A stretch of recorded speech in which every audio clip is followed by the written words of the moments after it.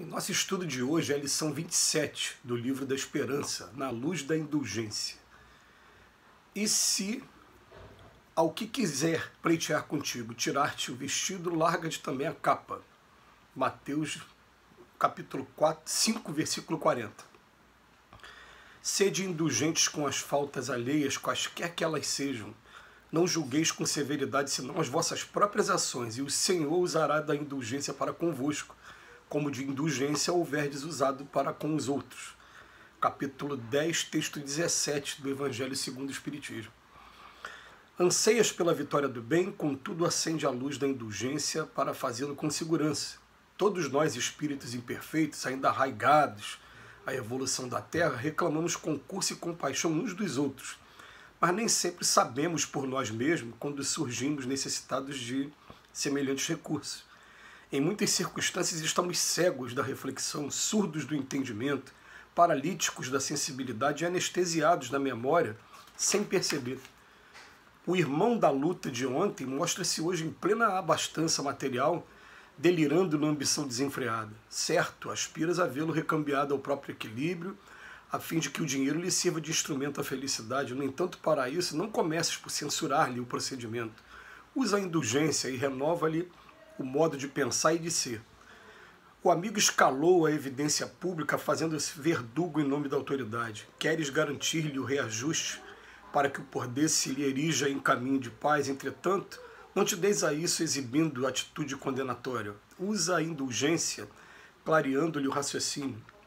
A jovem de teu convívio embriagou-se na ilusão, caindo em sucessivos abusos a pretexto de mocidade. Justo suspires por reintegrá-la no harmonioso desenvolvimento das próprias faculdades, situando-a no rumo das experiências da natureza superior. Todavia, por ajudá-la, não lhe reprove os sonhos. Usa a indulgência e ampara-lhe a meninice. O companheiro, em provas amargas, escorregou no desânimo e tombou em desespero. Claro que anelas para ele o retorno à tranquilidade, no entanto, não te entregue às críticas que lhe agravariam a irritação. Usa a indulgência e oferece-lhe apoio. O próprio Criador espera as criaturas no transcurso do tempo, tolerando-lhes as faltas e encorajando-lhes as esperanças, embora lhes corrija todos os erros através de leis eficientes e claras. Indiscutivelmente, ninguém constrói nada de bom sem responsabilidade, disciplina, advertência e firmeza. Mas é imperioso considerar que toda boa obra roga auxílio a fim de aperfeiçoar-se. Pensa no bem e faz o bem, contudo é preciso recordar que o bem exigido pela força da violência gera males inúmeros em torno e desaparece da área luminosa do bem para converter-se no mal maior. O texto de hoje está falando sobre indulgência. E a indulgência, né, quando a gente pega o livro dos Espíritos, vai ter uma pergunta que fala assim, né, o que era a caridade segundo entendia Jesus? E a resposta que os espíritos superiores deram são três coisas. Primeiro, benevolência para com todos. Segundo, perdão das ofensas. E terceiro, indulgência com as imperfeições alheias. Então, sempre que a gente vai falar de indulgência, cabe a gente primeiro estabelecer uma diferença de indulgência para perdão. No perdão você foi magoado. Na indulgência não. Na indulgência você, observando de perto, convivendo com a pessoa, você acaba por conhecer as suas virtudes e também os seus vícios e seus defeitos.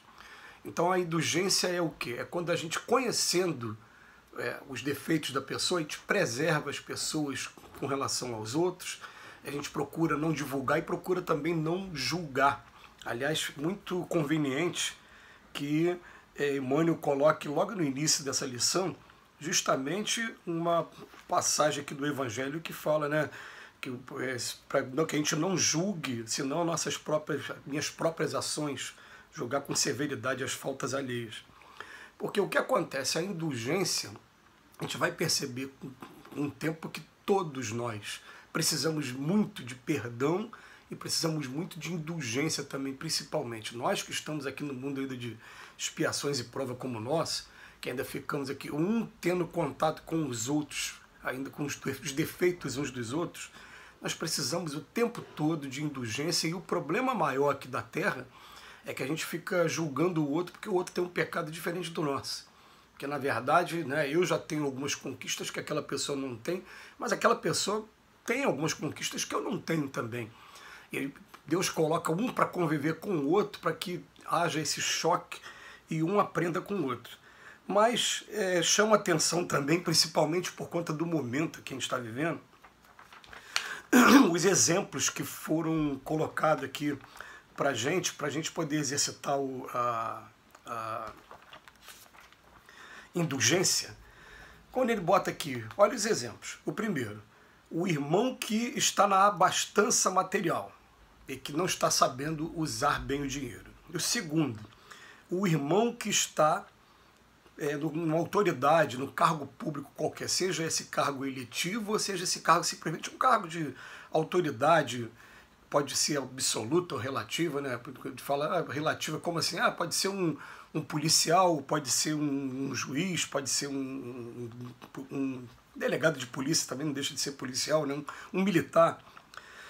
E depois ele fala de a jovem, ele fala a mulher que entrou em sucessivos abusos, querendo aproveitar a mocidade, e depois ele fala do companheiro que está em provas amargas e que desanimou, entrou em depressão, entrou em desespero.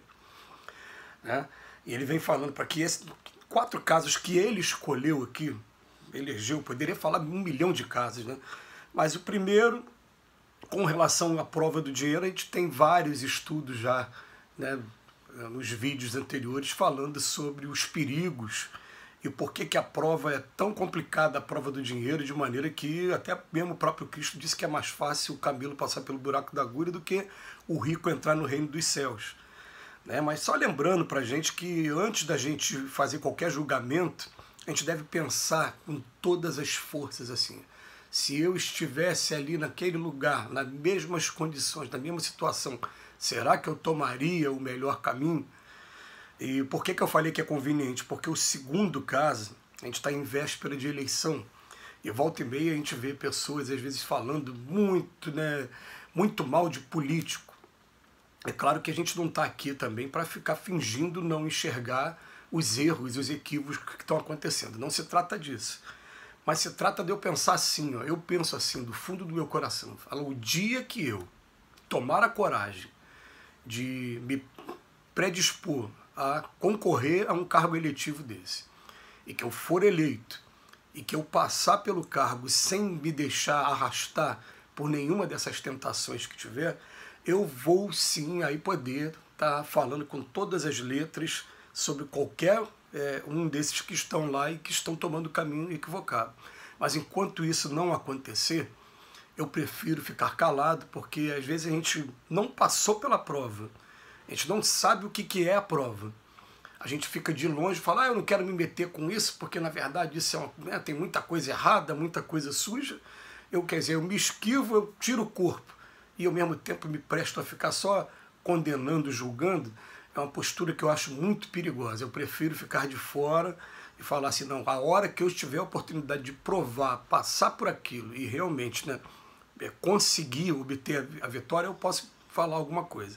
Até porque a gente aprende com os espíritos que, principalmente nós que estamos dedicados hoje à causa espírita, aqui nos solos da Terra do Cruzeiro, aqui no Brasil, nós somos, como está ali relatado no livro Os Mensageiros, de André Luiz, o segundo livro de André Luiz, médiuns falidos do passado.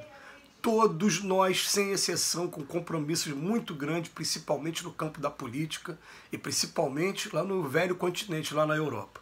Então estamos tendo agora, como aqui é o coração do mundo, pátria do Evangelho, está sendo a terra de oportunidade dos médiuns falidos de redenção.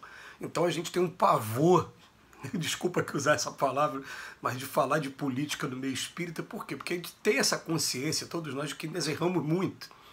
E a gente precisa muito de indulgência para nós, indulgência também para quem está nesses cargos, nessas 4 situações aqui que foram postas aqui, inclusive uma de uma jovem, né, falar da coisa feminina, aí, com as aventuras aí no campo amoroso, no campo sexual, enfim.